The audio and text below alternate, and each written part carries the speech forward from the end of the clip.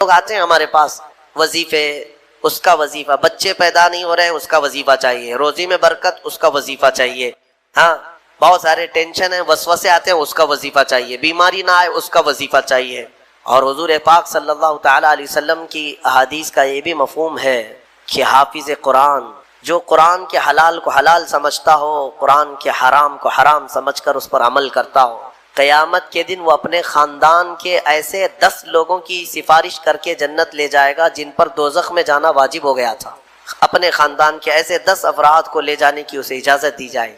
اور مجھے آج اس مصلی پر، محراب پر قرآن پاک کا دور سناتے ہوئے 23 سال گزر گئے۔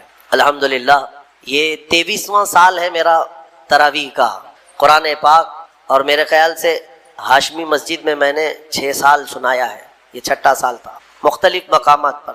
لیکن کبھی یہ موٹے قرآن کو، اتنا ضخیم قرآن اٹھا کر کے ہم دیکھتے ہیں تو یقین نہیں ہوتا کہ یہ پورا کا پورا سینے میں آیا کیسے، یہ محفوظ کیسے ہے۔ اور جب بندہ پڑھنے لگتا ہے حافظ قرآن، حقیقت میں بتاؤں، میں اپنی بات بتا رہا ہوں، باقی دوسرے حفاظ اکرام وہ بہتر جانتے ہیں، ہماری محنت سے کچھ نہیں ہوتا۔ جب پڑھنے کے لیے وہ کھڑا ہو جاتا ہے تو من جانب اللہ، خود اللہ تعالیٰ اس کی مدد فرماتا ہے۔ اگر اللہ رب العزت دروازے نہ کھولے تو وہ ایک آیت آگے نہیں بڑھ پائے گا۔ ہاں یہ رب تبارک و تعالیٰ کی طرف سے انعام ہے، اکرام ہے۔ میرے عزیزو، یہ قرآن یاد کرنے کے لیے جب بچے بھی کوشش کرتے ہیں تو 5 سال کے بچے بھی حافظ قرآن بنے، دنیا میں ریکارڈ ہے۔ اور آپ کو پتہ ہے حضرت سیدنا مخدوم جہانگیر اشرف سمنانی رحمۃ اللہ تعالی علیہ 7 سال کی عمر میں قرات سبع یعنی 7 قراتوں کے ساتھ حافظ قرآن ہو چکے تھے۔ وہ بڑے بڑے علماء بھی نہیں آج 7 قرات جانتے ہیں۔ 7 قراتیں ہیں قرآن پاک کی، سب میں الگ الگ انداز ہے پڑھنے کے، اور وہ ایک عربی لینگویج جاننے والا، نحو اور صرف اور ان تمام امور کو جاننے والا یہ قرات سبع بہتر سمجھ سکتا ہے، عام لوگوں کے سمجھ میں نہیں آئے گی یہ چیزیں۔ وہ 7 سال کی عمر میں 7 قراتوں کے ساتھ حافظ تھے۔ میرے عزیزو، یہ قرآن آج بھی معجزہ ہے، سینوں میں یوں ہی نہیں آتا۔ بڑا ذہین بھی ہو اور رب تبارک و تعالیٰ کی مرضی نہ ہو تو اس کے سینے میں ایک پارہ بھی نہیں آتا۔ اور کبھی ہم نے دیکھا ہے بڑا کند ذہن ہے، کچھ آتا نہیں ہے، اسکول میں 0 تھا لیکن قرآن حفظ کرنے پر لگا تو پورا حافظ قرآن بنا ہے۔ ایسے بھی میں جانتا ہوں جن کو 2+2 معلوم نہیں ہے لیکن حافظ قرآن ہو جاتا۔ یعنی اس قدر دیہات سے آئے ہوئے بچے تھے جن کو کچھ نہیں معلوم تھا لیکن قرآن پورا یاد تھا۔ یہ معجزہ ہے قرآن کا۔ اعلیٰ حضرت امام احمد رضا خان فاضل بریلوی رضی اللہ تعالیٰ عالم تھے، بڑے مفتی تھے۔ آپ اندازہ کریں 14 سال کی عمر میں وہ مفتی بن چکے تھے۔ 13 سال کچھ مہینے، جس دن وہ بالغ ہوئے اس دن پہلا فتویٰ انہوں نے لکھا ہے 14 سال کی عمر میں۔ بہترین عالم، بہترین مفتی، لیکن حافظ نہیں تھے آپ، قرآن کے حافظ نہیں تھے۔ کسی نے آپ کو خط میں القاب لکھا، حضرت علامہ مولانا حافظ و قاری احمد رضا خان صاحب، اس میں حافظ و قاری کا بھی لقب لگا دیا۔ دوسرے ہوں تو پھیل جائیں گے کہ جتنے لقب فری میں ملے اچھا ہی ہے۔ اعلیٰ حضرت نے دیکھا کہ میں حافظ ہوں نہیں اور لوگ مجھے حافظ سمجھ رہے ہیں۔ یہ شعبان کی آخری تاریخ تھی، شاید دوسرے دن سے رمضان شروع ہو رہا تھا۔ آپ نے اس خط والے کے گمان کے مطابق اپنے آپ کو اتارنے کے لیے عزم کر لیا کہ اس کے خط کا جواب بعد میں لکھوں گا، حافظ قرآن پہلے بنوں گا، کیونکہ اس نے حافظ کہا ہے مجھے، حافظ قرآن کہا۔ تو اعلیٰ حضرت کا معمول یہ تھا کہ روزانہ رمضان میں فجر سے لے کر کے شام تک ایک پارہ یاد کرتے تھے اور تراویح میں ایک پارہ سنا دیتے تھے، یہاں تک کہ 29ویں رمضان کو یا 27 کو آپ مکمل 1 مہینے کے اندر حافظ قرآن ہو گئے۔ 1 مہینے کے اندر حافظ قرآن، ہاں 1 مہینے میں وہ حافظ قرآن ہو گئے۔ قرآن کا یہ معجزہ ہے، اللہ تبارک و تعالیٰ وہ جس کے سینے میں چاہے اس کو عطا فرما دے۔ میرے عزیزو، آج بھی بہت سارے ایسے بچے ہیں جو قرآن کو یاد کرتے ہیں بہت بچپن میں، اور ان کے ذہن کے دریچے ایسے کھل جاتے ہیں۔ آپ نے مولانا حارث صاحب کے پیچھے بھی تراویح پڑھی ہے، یہ ہمارے بھتیجے ہیں، انہوں نے تقریباً 4.5 مہینے میں پورا حفظ قرآن کی۔ الحمدللہ انہوں نے بھی ایک ریکارڈ قائم کیا تھا، اور اپنے سبق کے دوران انہوں نے 29واں پارہ 2 دن میں پورا پارہ سنایا تھا، آدھا پارہ ایک دن یاد کر لیا۔ تو یہ اپنے کمال کی بات نہیں، یہ اپنے کسب اور اپنے ذہن کی بات نہیں، رب تبارک و تعالیٰ کی عطا اور فضل۔ امام اعظم ابو حنیفہ کے ایک شاگرد ہیں امام محمد، یہ چھوٹی عمر میں امام اعظم کے پاس پڑھنے کے لیے آئے، داڑھی نہیں تھی، چھوٹے تھے. تو امام اعظم ابو حنیفہ رحمۃ اللہ علیہ کے پاس بڑے بڑے ان کے جو شاگرد تھے، علماء تھے، محدثین بیٹھتے تھے. اس میں ایک چھوٹی عمر کا لڑکا آیا ہے تو امام اعظم نے ان کو ٹال دیا کہ جاؤ بعد میں. لیکن شوق اتنا تھا امام محمد کا کہ وہ ہٹنے کو تیار نہیں تھے. امام اعظم ابو حنیفہ نے ان کو ٹالنے کے لیے کہا کہ بیٹا میں انہی کو پڑھاتا ہوں جو حافظ قرآن ہوتے ہیں، تم حافظ ہو؟ کہا حافظ تو نہیں. حافظ بننے میں 2-3 سال لگ جائیں گے، جب تک تھوڑا سا جوانی آ جائے گی پھر سمجھ لے گا. کہا جاؤ حفظ کر کے آؤ. وہ گئے، 8 دن کے بعد پھر آئے امام اعظم کے پاس. کہا کہ حضور مجھے شاگردی میں لے لیجئے. کہا میں تم کو پچھلے ہفتے بھیجا تھا حافظ بن کر کے آنا. انہوں نے کہا میں پورا حافظ بن کر کے آیا ہوں 8 دن کے اندر. میرے عزیزو، یہ اللہ تبارک و تعالیٰ کی طرف سے انعام ہے اور میرے آقا صلی اللہ تعالیٰ علیہ وسلم کا زندہ معجزہ ہے. اللہ تبارک و تعالیٰ اس قرآن پاک کی خوب برکتیں ہمیں عطا فرما ہے. قرآن کو نہ چھوڑو اے میرے عزیزو. قرآن کو چھوڑ کر کے آج اس قدر گمراہی آئی ہے. وہ زمانے میں معزز تھے مسلمان ہو کر، آج ہم خار ہیں تاریک قرآن ہو کر. قرآن کو چھوڑ کر ذلیل ہیں ہم. قرآن کو چھوڑنے کی وجہ سے یہ ساری آفات ہیں. اور پچھلی قوموں کے بارے میں قرآن میں اللہ تعالیٰ نے فرمایا، اللہ تعالیٰ ان سے فرمایا خذوا ما آتیناکم بقوہ، ہم نے جو تمہیں دیا ہے وہ مضبوطی سے پکڑو. یعنی یہودیوں کو تورات دی گئی تھی، بنی اسرائیل کو زبور دی گئی تھی، اور ہر ایک امت کو یہ کہا گیا ہے کہ مضبوطی سے یہ کتاب تھامے رہو. جو اللہ کی کتاب اتری ہے یہ صرف اور صرف جھاڑ پھونک کے لیے نہیں ہے، یہ تمہاری پوری زندگی کا دستور آیا ہے. ہاں کل کیا ہونے والا ہے یہ قرآن میں پڑھو، یہ بے خبر نجومی تمہیں کیا بتائیں گے. قرآن عظیم تمہاری زندگی کا پورا دستور العین ہے. اس کو چھوڑ کر کے ہم ادھر ادھر کی آج ٹھوکروں پر مجبور ہو چکے ہیں. میرے عزیز و حیرت ہے ہماری قوم کو، طوطے کے پاس جا کر کے اپنا بھوش پوچھتے ہیں چٹھی نکال کر کے کہ میرا بھوش کیا ہونے والا ہے. وہ بھی سڑک چھاپ آدمی جو طوطا لے کر کے خود سڑک پر بیٹھا ہے، وہ لوگوں کا مستقبل بتا رہا ہے. ہائے، یہ اس کی بیوقوفی نہیں ہے، اس کے پاس جانے والے کتنے بڑے بیوقوف ہیں. مستقبل تمہارا بتا رہا ہے اور خود جو ہے سڑک چھاپ بنا ہوا ہے. ساری دنیا کے مستقبل بھوشمانی کر رہا ہے، لکیریں پڑھ رہا ہے، اور خود کی لکیر شاید پوری مٹی ہوئی ہے. عقل ہے یا نہیں ہے جو لوگ اس طرح کی جگہ پر جاتے ہیں؟ میرے آقا صلی اللہ علیہ وسلم نے فرمایا من اتا بکاہن فقد کفر بما انزل علی محمد. جو کسی کاہن جوتش کے پاس گیا، میرے آقا فرماتے ہیں اس نے محمد کا انکار کر دیا صلی اللہ علیہ وسلم. محمد صلی اللہ علیہ وسلم پر جو کچھ اتارا گیا ہے اس کا اس نے انکار کر دیا. کیوں جاتے ہو؟ قرآن تمہارے پاس سب سے بہتر کتاب ہے. قرآن عظیم ساری چیزیں تمہارے پاس. اللہ تعالیٰ نے فرمایا ولا رطب ولا یابس الا فی کتاب مبین. کوئی خشکی اور کوئی تری کی بات ایسی نہیں ہے جو ہم نے قرآن میں بیان نہ کیا ہو، سب ہے قرآن میں. اور جو جس طرح سے اس سے فائدہ اٹھائے گا وہ اس کے ظرف کی بات ہے. میرے عزیزو، کم سے کم آج اتنا تو کرو کہ تلاوت تو کثرت سے شروع کر دو. حدیث میں ملتا ہے کہ اگر لوگ آتے ہیں ہمارے پاس وظیفے، اس کا وظیفہ، بچے پیدا نہیں ہو رہے ہیں اس کا وظیفہ چاہیے، روزی میں برکت اس کا وظیفہ چاہیے، ہاں بہت سارے ٹینشن ہیں، وسوسے آتے ہیں اس کا وظیفہ چاہیے، بیماری نہ آئے اس کا وظیفہ چاہیے. وظیفے اس پر انہی سب کے چکروں میں پڑے ہوئے.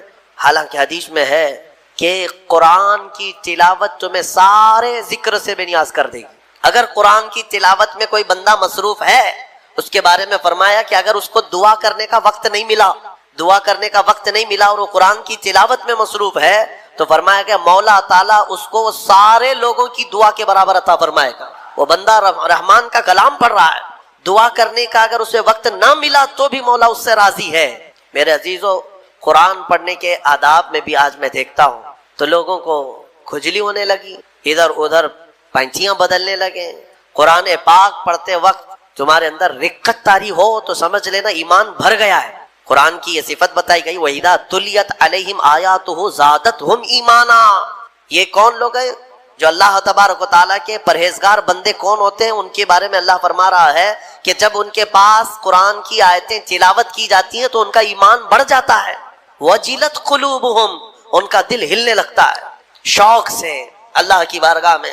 حضرت امام اعظم ابو حنیفہ رحمۃ اللہ تعالیٰ علیہ مغرب کی نماز کے لیے حاضر ہوئے.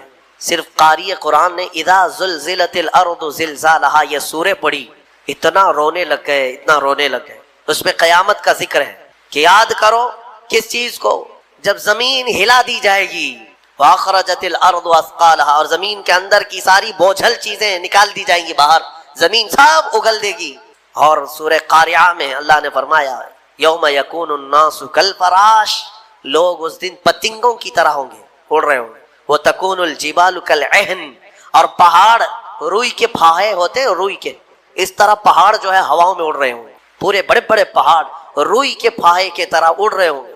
اللہ نے قرآن پاک میں جو قیامت کے تذکرے فرمائے، امام اعظم ابو حنیفہ صرف سورہ زلزال پڑھتے رہ گئے. عشاء کا وقت آیا، عشاء پڑھی، پھر کھڑے ہو گئے، صرف یہی اذا زلزلت الارض زلزالہا، اسی میں رہ گئے. اتنا روتے کہ ان کی داڑھی سے آنسوؤں کا پانی ٹپ ٹپ ٹپ گرنے لگا مسجد کے اندر. آپ کی عمر اس وقت قریب 70 سال کی. میں بتاتا ہوں، جس امام اعظم نے 4000 ختم قرآن کیے، 5 لاکھ حدیثیں انہیں یاد ہیں، 1000 سے زیادہ بڑے بڑے محدث شاگرد پیدا کیے، اور لاکھوں مسائل کا حل بیان کر دیا، امت پر اتنا بڑا احسان ہے. وہ امام اعظم ایک سورہ پڑھ کر کے رات کے وقت کیا کہہ رہے ہیں جانتے ہیں؟ ان کے ایک شاگرد ہیں مسعر، وہ کہتے ہیں میں رات کے وقت جا کر دیکھا میرے استاد ابھی تک کھڑے، مغرب میں جو گئے تھے ابھی تک کھڑے. آدھی رات گزر گئی تو وہ دروازہ کھول کر پیچھے کھڑے ہوئے تو امام اعظم ہاتھ پھیلا کر یوں رو رہے تھے اللہ کی بارگاہ میں کہ اے مولا، قیامت کے دن اگر ابو حنیفہ کی بخشش ہو گئی تو تعجب کی بات ہے، ورنہ مجھ جیسا آدمی بخشے جانے کے قابل نہیں. امام اعظم کہہ رہے ہیں میری بخشش ہو گئی تو تعجب کی بات ہے، جس نے 4000 ختم قرآن کیے ہوں. اور پھر یوں کہتے ہیں مولا میرے پاس بخشے جانے کے لائق کچھ ہے نہیں سوائے سفید داڑھی کے، اور تو نے فرمایا ہے کہ سفید داڑھی والے کو عذاب دینے میں مجھے حیا آتی ہے، مولا میری سفید داڑھی کو دیکھ کر مجھے معاف کر دینا. یہ قرآن میں محو ہونے والوں کا انداز ہے. اور ہمارے ہاں برسوں ہو جاتے ہیں ہم خوف الہی سے نہ روتے ہیں نہ ہی ہمارے جسم ہلتے ہیں. ہمیں کس چیز کا غرور ہے؟ ہمیں کس چیز سے اطراؤ ہے؟ کیا ہے ہمارے پاس؟ دنیا کے جو سب سے اچھے لوگ تھے وہ صحابہ تھے. ایک بار وہ زور سے ہنس رہے تھے تو میرے آقا نے صرف ان کو اتنی بات پر پوچھا کیا تم سبوں نے قیامت کی تیاری کر لی؟ تو اتنی زور سے ہنستے کس بات پر ہو؟ صحابہ ہنسنا بند کر دی. اور ہمارے حال یہ ہے نہ وضو ڈھنگ کا ہے، نہ قرات ڈھنگ کی ہے، نہ نمازیں ہو پائی ہیں. اسی لیے جیو تو شیروں کی زندگی جیو. اور میرے علاقے کے شیر میسور ٹیپو سلطان شہید رحمت اللہ تعالی علیہ کا فرمان تھا، گیدڑ کی 100 سالہ زندگی سے شیر کی 1 دن کی زندگی بہتر ہے. بزدلوں کی طرح گھٹ گھٹ کر کے لمبا جینے سے بہتر ہے علل اعلان 1 دن جی کر کے چلے جائیں. اس لیے کہ ہمیں پتا ہے تلوے چاٹنے والوں کی تاریخ نہیں لکھی جاتی، باطل سے ٹکرانے والوں کی تاریخ لکھی جاتی ہے. آپ کو ڈر کس بات کا؟ آپ مجرم قوم سے ہیں؟ آپ چور قوم سے ہیں؟ آپ کا کیا خوف ہے؟ کس بات کا ڈر ہے؟ کیا قرآن جھوٹا ہے؟ کیا اللہ تبارک و تعالیٰ کی شان میں کوئی کمی ہے؟ میرے نبی پاک کے اخلاق میں کوئی کمی ہے؟ سب کچھ تمہارے پاس اچھا ہے، تو پھر ڈرنا اور سہمنا کیا؟ میرے عزیزو، آپ سب اگر اس بات کا انتظار کرتے رہیں، جیسے کہتے حالات بہت برے ہیں، حالات بڑے خراب ہیں، ایک بات یاد رکھو، جو بندہ یہ سوچتا ہے کہ پوری ٹریفک خالی ہو تب میں ڈرائیونگ سیکھوں گا تو پھر وہ بوڑھا ویسی ہی ہو جائے گا. ہاں، گاڑی چلانا سیکھنا ہے تو ٹریفک میں آؤ، آپ کو اسی میں سیکھنا پڑے گا. ادھر ادھر کے اڑے تیڑے آتے ہی رہیں گے، ان کے بیچ میں ہی تم ڈرائیور بن سکتے ہو. چلنا سیکھو، اور انہی حالات سے گزر کر کے نکلو گے تو اللہ تبارک و تعالیٰ قوت کے ساتھ تمہیں جمع فرمائے گا. وہ قوم کبھی کامیاب نہیں ہوتی جو گھر میں بیٹھ کر کے مانگ رہی ہے کہ مدد آ جائے، مدد آ جائے. اگر ایسی مدد آتی تو میرے نبی صلی اللہ علیہ وسلم 313 کو لے کر بدر تک نہیں جاتے، وہ مدینے میں بیٹھ کر دعا کرتے تو اللہ مشرکین کو ویسے ہی ہلاک کر دیتا. اگر نبی پاک صلی اللہ علیہ وسلم مسجد نبوی سے ہاتھ اٹھا دیتے، احد کے سارے مشرکین ویسے ہی مر جاتے. میرے نبی اپنے گھر سے نکلے، صحابہ اپنے گھر سے نکلے، میدانوں میں آئے اور اپنی طاقت و قوت کا استعمال کیا، اس لیے کہ یہ امت کو بتانے کے لیے کہ امت کا مزاج ایسا نہ ہو کہ کچھ بھی مصیبت آئی فاتحہ دلایا، دعا کیا، اللہ اس کے منہ میں کیڑے پڑ جائیں اور اس کو ایسا ہو جائے اس کو ایسا ہو جائے، چادر اوڑھ کے سو گیا. میرے عزیزو، یہ مجاہدین کی زندگی نہیں ہے. مجاہدین کی زندگی یہ نہیں ہوتی، مومنین کی زندگی بھی یہ نہیں ہوتی، بلکہ مومنین کی زندگی یہ ہے جب تک اللہ نے بولنے کی طاقت دی ہے حق بات کا اعلان کر کے جاؤ. اگر امام حسین رضی اللہ تعالیٰ عنہ کے ماننے والے ہو تو کبھی دل پر ہاتھ رکھ کر کے سوچو، ایک بار صرف اگر امام حسین سمجھوتا کر لیتے تو ان کا پورا خاندان بچ گیا ہوتا۔ ان کا خاندان بچنا کیا، مدینے کی گورنری مل جاتی، بہت بڑی وزارت مل جاتی۔ لیکن حسین اعظم کا مزاج یہ تھا، نہیں، جب کفر و شرک یا فسق و فجور چھا رہا ہو اس وقت سمجھوتے نہیں کیے جاتے، اس وقت میدان میں نکل کر حق بات کا اعلان کیا جاتا ہے، چاہے گردن بھی چلی جائے۔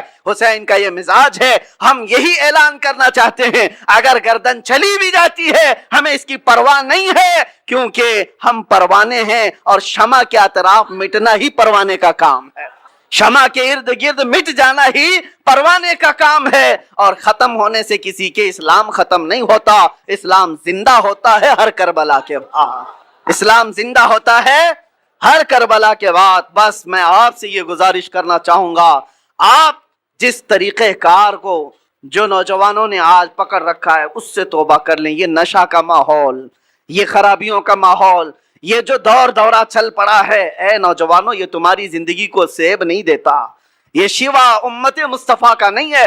قرآن میں جس امت کو اللہ نے خیر امت کہا ہے، سب سے بہترین امت، کیا وہ بہترین امت آج نشہ کے اڈوں پر بیٹھ سکتی ہے؟ کیا وہ بہترین امت تاش کے پتوں پہ اپنی زندگی گزارے؟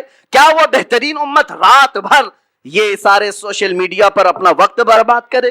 یہ خیر امت کا لقب اللہ نے تمہیں قرآن میں عطا کیا، اس کا پاس و لحاظ تو رکھو، اور تمہیں اللہ تعالیٰ نے اتنا محفوظ رکھا، اتنا محفوظ رکھا، قسم رب ذوالجلال کی میں آپ کو بتاؤں، ابھی بھی ہم جمعہ پڑھیں گے آپ کی پیشانیاں سجدے میں جاتی، سب کی پیشانیاں سجدے میں جاتی۔ ایک بات کا خیال رکھنا، انسان کو زندگی میں سب سے زیادہ ضرورت کس چیز کی ہے؟ وہ رزق کی ہے، کھانے کی ہے۔ کھانا کھائے بغیر انسان زندہ نہیں رہتا، مال نہ ہو، کپڑے نہ ہو تو بھی جی لے گا، گھر نہ ہو تو بھی جی لے گا، کھانے کے بغیر نہیں رہ سکتا۔ کھانا تو اس کے لیے یہ تو پیٹرول ہے، بغیر اس کے انجن چلے کیسے؟ لیکن آپ نے کبھی محسوس کیا، بکری کو بھی کھاتے ہوئے دیکھا آپ نے، بیل کو بھی کھاتے ہوئے دیکھا، بھینس کو بھی کھاتے دیکھا، اونٹ کو بھی دیکھا ہوگا، جس کو بھی دیکھا ہوگا۔ جانوروں میں اکثر و بیشتر، اکثر، حتیٰ کہ شیر کو ہی لے لو، وہ جب بھی کھاتے ہیں تو چاٹ کے کھاتے ہیں زمین پر۔ کھانا کچھ بھی ڈالو آپ، چارہ، بکری سر جھکا کر کھائے گی، بیل سر جھکا کر کھائے گا، بھینس سر جھکا کر کھائے گی۔ لیکن قربان جاؤ رب تبارک و تعالیٰ کی اس عطا پر کہ اللہ نے تمہارا سر رزق کے سامنے بھی جھکنے نہیں دی۔ کیوں؟ جو سب سے زیادہ ضروری ہے تمہاری زندگی میں وہ رزق ہے، رب تعالیٰ نے ہاتھ دیے، اٹھاؤ اور کھاؤ، اس لیے کہ پیشانی اس رزق کے سامنے نہیں جھکنی ہے، رزاق کے سامنے جھکانا ہے، رزاق کے سامنے جھکانا ہے۔ اس پیشانی کو اللہ نے اتنا محفوظ رکھا ہے، اتنا محفوظ کہ ہم اپنی سب سے زیادہ ضرورت مند چیز پر بھی نہیں جھکتے، نہ ہم اولیاء کے سامنے جھکتے ہیں، نہ ہم رسولوں کے سامنے، نبیوں کے سامنے، کسی کے سامنے سر جھکانے کی اجازت نہیں ہے۔ سجدہ کرنا ہے تو صرف اور صرف اللہ رب العزت کے، یہ ہماری شریعت ہے کہ نہیں ہے؟ سجدہ کسی کے لیے نہیں جائز۔ اللہ کے نبی نے فرمایا ہے اگر سجدہ اللہ کے علاوہ کسی اور کے لیے جائز ہوتا تو اللہ تبارک و تعالیٰ سب سے پہلے اپنے نبی کو سجدہ کرنے کا حکم دیتا۔ اللہ کے بعد سب سے بڑا مقام رسول اللہ کا ہے۔ یہ پیشانی اتنی محفوظ اللہ نے رکھی، خالص اپنے لیے بنایا، اپنے لیے بنایا۔ آج اس پیشانی کا ہم کہاں استعمال کر رہے ہیں، کس کے سامنے جھک گئے۔ اسی لیے میرے عزیزو، اگر تم دنیا کے سامنے جھکتے رہو گے، ذلیل ہوتے ہی رہو گے، ذلیل ہوتے ہی رہو گے، اور ایک جگہ نہیں، 1000 جگہ جھکنا پڑے گا، 1000 جگہ۔ اور اقبال اسی کو کہتا ہے، وہ ایک سجدہ جسے تو گراں سمجھتا ہے، وہ ایک سجدہ جسے تو بھاری سمجھتا ہے، ارے 1000 سجدوں سے دیتا ہے آدمی کو نجات۔ ایک بار یہاں جو جھک گیا، اللہ اس کو دوسری جگہ جھکنے نہیں دیتا، تمہاری پیشانیوں کو محفوظ رکھتا ہے۔ الحمدللہ ہم نے پریکٹیکل دیکھا بھی ہے یہ ساری چیزیں کہ اللہ اس کے رسول کے لیے جو مضبوطی سے کھڑا ہوتا ہے، اللہ حالات اس کے لیے ویسی ہی مناسب فرما دیتا ہے۔ ہم نے اپنے سفر میں دیکھیں کیسے کیسوں کو دیکھا ہے۔ ہم لوگ یہ سوچتے ہوں گے وہاں ایسا ہو رہا ہوگا، ویسا ہو رہا ہوگا، بہت کچھ باتیں، افواہیں اڑتی رہتی ہیں، لیکن ہم نے جو دیکھا ہے اچھوں کے دلوں کو نرم ہوتے ہوئے بھی دیکھا ہے۔ ہم کھڑے ہیں تو کچھ لوگوں کو تعظیم کرتے ہوئے بھی دیکھا ہے۔ 9 گھنٹے کا سفر کیا، اور وہ بھی ڈپارٹمنٹ کے سارے لوگ बंदूक ताने हुए, हथकड़ियां बांधे हुए, सारे ऐसे भी सफर किए, लेकिन अल्लाह रब्बुल इज्जत को गवाह बनाकर आपके सामने अर्ज करता हूं, जब नमाज का वक्त आता, मगरिब हो जाए, इशा हो जाए, उस भरी गाड़ी में भी अगर मैं कहता मुझे नमाज पढ़ना है, सारे रोक लेते और हमारी नमाज भी पढ़ा देते थे। हमारा अपना कोई नहीं था, कोई नहीं था। वो गन ताने हुए लोग भी हमें हमारी चादर पर नमाज पढ़ने की इजाजत देते थे और नमाज पढ़ लेते थे। कई मर्तबा गाड़ी को रुकाया गया, वहां नमाजें अदा हुई। मैं ये अपनी तारीफ में नहीं कह रहा, इस बात के लिए कह रहा हूं कि रब के सामने जो झुकता है, अल्लाह दूसरों के सामने झुकने से बचा लेता है और रास्ते उसके लिए अल्लाह हमवार फरमाता है। तुम बहाने करते रहोगे, हजार बहाने आते रहेंगे। एक बार अल्लाह की बारगाह में अपने आप को सुपुर्द करके तो देखो, अगर दुनिया एक दरवाजा बंद करती है, मौला 70 दरवाजे खोल देता है। रब तबारक व तआला कहने सुनने से ज्यादा अमल की तौफीक अता फरमाए। वैसे ये जलसा नहीं था, ये जुमा है, लेकिन बहरहाल आपका जोश जुमा को भी जलसा बना ही देता है। बहरहाल अल्लाह तबारक व तआला मीरज की सुन्नियत को हमेशा शाद व आबाद रखे, औलिया कामिलीन के गुलामों को अल्लाह ताला खुशहाल रखे और हर घर की सुन्नियत और यहाँ के अकीदे अहले सुन्नत को अल्लाह महफूज रखे। क़यामत तक तुम्हारी नस्लों में मौला आशिकाने मुस्तफ़ा पैदा फरमाए। हमारी औलाद को, हमारे खानदानों को अल्लाह बदअकीदा और गुमराह होने से महफूज फरमाए। बरसों से आप इस इबादत खाने में या जहाँ पर भी अपनी पेशानी टेकने के लिए जाते हैं, बचपन से तो आप मस्जिदों में जा रहे होंगे। एक मस्जिद ऐसी कोई मुझे बता दो जहां खुदा की कोई तस्वीर लगाई गई हो। कहीं है? चलो यहाँ नहीं है तो मौलाना ने कभी शक्ल बताई है कि अल्लाह ऐसा होता है, खुदा ऐसा होता है? नहीं बताया। ये पूरी दुनिया की वाहिद कौम, एक ही कौम ऐसी है जो बिना देखे सजदे में चली जाती है। हर कौम को दुनिया में जाकर के आप देखना, सर्च करके, सबको झुकने के लिए कोई ना कोई मूर्ति की जरूरत होती है। वो सामने देखते हैं फिर झुकते हैं, और चाहे वो किसी भी दीन में हो, सब ने अपना अपना कुछ ना कुछ बना रखा है। ईसाई अगरचे खुदा की इबादत की बात करते हैं, लेकिन उन्होंने मरियम और हज़रत ईसा अलैहिस्सलाम की भी मूर्तियां बना ली हैं। यहूदी अगरचे अल्लाह की इबादत की बात करते हैं, लेकिन नबियों की मूर्तियां उन्होंने भी बना रखी हैं। जितने मज़ाहिब हैं, उन्होंने सब ने अपनी अपनी झुकने के लिए कुछ ना कुछ चीज़ें बनाई हैं। ये पूरी दुनिया में एक ही कौम है, एक ही कौम है। इसीलिए तो मैं अर्ज करता हूँ मेरे अजीज़ों, अल्लाह तबारक व तआला ने हमारी और तुम्हारी फजीलत में कुरान की शुरू की आयतों में फरमाया युमिनून बिल गैब, ये वो लोग हैं जो गैब पर ईमान रखते हैं। आज तक हमने अल्लाह को देखा नहीं, और लोग ये ताना मारते हैं कुछ, जैसे अभी मसला चल रहा था कि हम सब ने पुकारा था आई लव मोहम्मद सल्लल्लाहु अलैहि वसल्लम, सैयदना मोहम्मद सल्लल्लाहु अलैहि वसल्लम। मेरे अजीज़ों, हमें ये चीज़ें रास्तों पर या जलसों पर इस तरह अलल ऐलान कहने की ज़रूरत क्यों पेश आती है? जब कोई दरिंदा छेड़ता है तो हमें फिर इजहार करना वाजिब हो जाता है।